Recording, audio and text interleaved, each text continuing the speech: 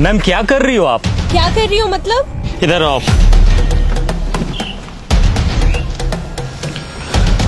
क्या है ये? अपने तिरंगे का अपमान। मैंने नहीं रखा इसे। हिंदुस्तानी फौजी की आंखें बाज से भी ज्यादा तेज होती है। चलो मान लिया आपने इस झंडे को यहाँ नहीं फेंका, पर उठा तो सकती थी ना। ओ फौजी सुन, ज्यादा ज्ञान मत दे, औकात में रह अपनी। अपनी औकात में ही हूँ। अगर मेरी आंखों के सामने कोई तिरंगे की बेइज्जती करेगा ना तो आंखें निकाल लूंगा मैं उसकी। क्या सिर्फ हम फौजी का ही कर्म है तिरंगे की हिफाजत? ये कोई ऐसी वैसी चीज है क्या? अपने देश की आन बान शान है ये, और तिरंगे की हिफाजत सिर्फ फौजी का कर्म नहीं बल्कि हर हिंदुस्तानी का फर्ज है। अरे जाना यार, टाइम मत खराब कर मेरा, बहुत देखे हैं तेरे जैसे। मेरे जैसे नहीं देखे होंगे। तूने एक लड़की को थप्पड़ मारा? लड़की को नहीं मारा, बल्कि बदतमीज लड़की को मारा।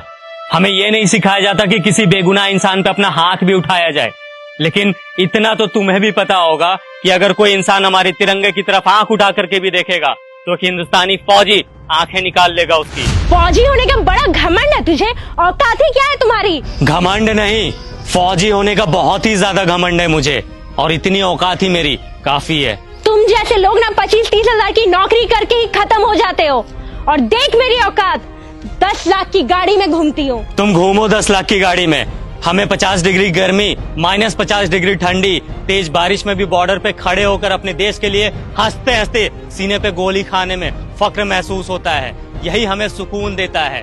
तुम क्या जानो असली देशभक्त होता क्या है? सुन, अब बहुत हो रहा है तेरा।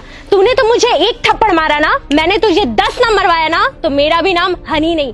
मेरी दीदी यहाँ की डीएम है, रुक अभी बुलवाती उसे। तू बस यहाँ से भागना मत। बिना डरे सीने पे गोली खाने वाले को थप्पड़ से डरा रही हो? फौजी हूँ, 1 इंच भी अपनी जगह से पीछे नहीं हटूंगा। जिसे बुलाना है बुला ले, मैं भी तो जरा देखूं उसे अपना देश प्रेम पहले दिखता है या फिर ये बहन। रुक, अभी समझ आ जाएगा।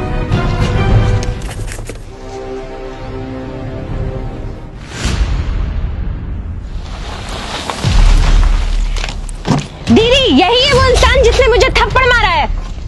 कितना मारा? एक, वो भी बहुत जोर का। कम ही मारा था।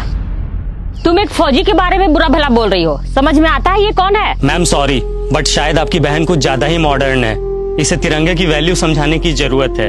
इसने ये तिरंगा इधर फेंका और जा रही थी। वो फट गया तो तू रख के क्या करती? अच्छा फट गया था, 1 मिनट मैम।